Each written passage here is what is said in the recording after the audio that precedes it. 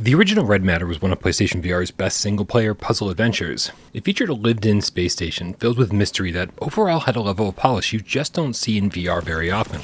I've got to say that when the sequel was announced, I was doubtful that developer Vertical Robot, who consists of just 2 full-time employees, would be able to recapture that magic and blow us all away again.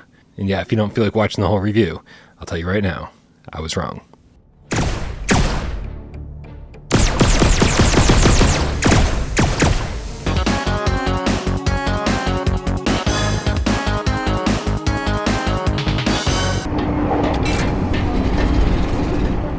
Whether you're new to the series or not, you should be able to jump right into Red Matter 2 fairly easily. The first game kept things pretty simple, with only a handful of other characters and a relatively simple story.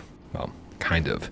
In other words, yes, you should play Red Matter 1, but no, it's not totally necessary. To their credit, the team at Vertical Robot understands better than most how to inject narrative into VR games without interfering with gameplay, or bashing you over the head with endless amounts of dialogue. They give you just enough with high-quality voiceovers and environmental storytelling, and never ripping you out of the game with needless cutscenes, and somehow still tell a great story along the way. I'm glad to hear he's okay. Don't worry, Sasha. We'll find him. One of the things I loved most about Red Matter 1 was how tactile the whole world felt. You could push, pull, and throw huge objects, and your hands are each gripping a multi-tool, and this time, they're more versatile than ever, featuring the same button layout as the Sense controllers. You can still scan documents and items for more backstory, but now you can use that panel to hack into computers. Your formerly basic flashlight now has the ability to shoot out an endless amount of flares to light the way, and your jetpack is no longer relegated to point-to-point teleportation style movement.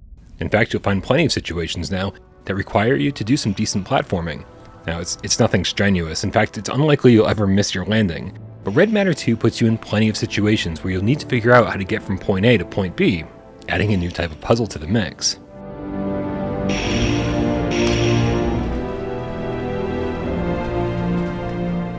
Speaking of which, the puzzles here are still great, even if they are a bit on the easy side. Most of them make sense in the context of the game, meaning frequently you're just trying to figure out how to unlock doors or restore electricity in order to move forward. But the way you're going about it is always different. Dragging crates around, finding cranks, figuring out safe combinations. Every new room I entered presented me with a new problem to solve, and somehow, that never got old.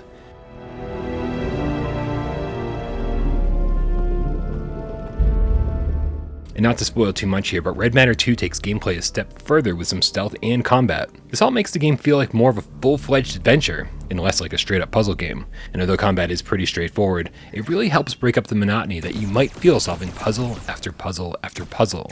It's a welcome addition that makes me wonder how Vertical Robot could evolve this formula even further with Red Matter 3.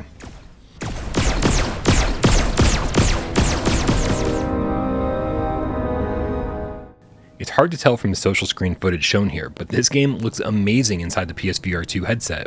It's running natively at 120 FPS with no reprojection, and the resolution is through the roof. As if that wasn't enough, practically every surface has some kind of reflection on it. The resulting effect is one of the cleanest, sharpest, best-looking games we've seen yet on the platform.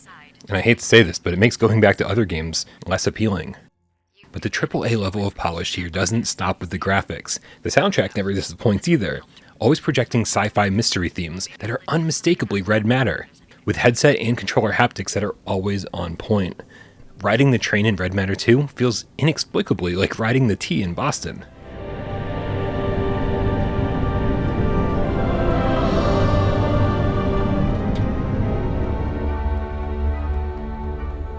If I have any complaints at all, they're extremely minor.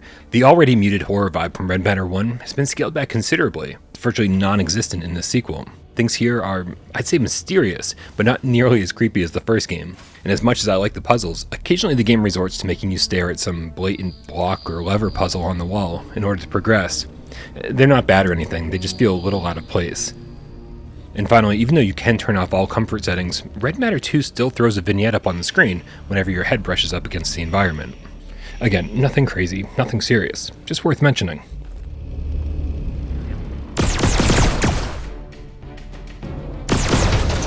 Red Matter 2 sets a new high watermark for visuals on PSVR2, but like the first game, it's much, much more than just a graphical showpiece.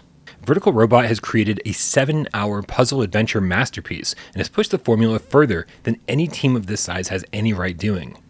Red Matter 2 is a VR classic, and a must-play for any puzzle or sci-fi fan.